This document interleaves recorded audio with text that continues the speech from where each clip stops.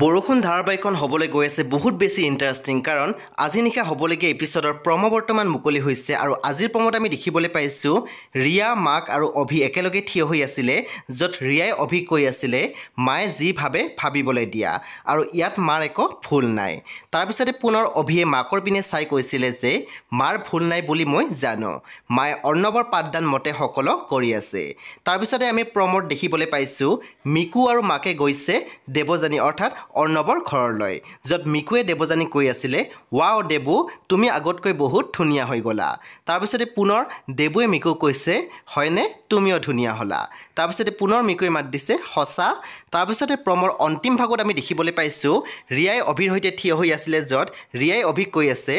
মা আৰু মিকুৰ চকুত তুমি কিন্তু সদায় দ্বিতীয় সকলোৰে প্ৰথম পছন্দ হ'ল কিন্তু অৰ্ণৱ চ' বন্ধু বান্ধৱীসকল আজি নিশা 7:30 বজাত ৰং টিভিত আহিবলগীয়া বৰষুণ ধাৰাবাহিকখন খুবেই বেছি ইণ্টাৰেষ্টিং হ'বলৈ গৈ আছে চ' আপোনালোকে চাবলৈ একেবাৰে নাপাহৰিব পৰৱৰ্তী আপডেটৰ বাবে আপোনালোকে আমাৰ চেনেলটো ছাবস্ক্ৰাইব কৰি কাষত থকা বেল আইকনটো টিপি যাবলৈ নাপাহৰিব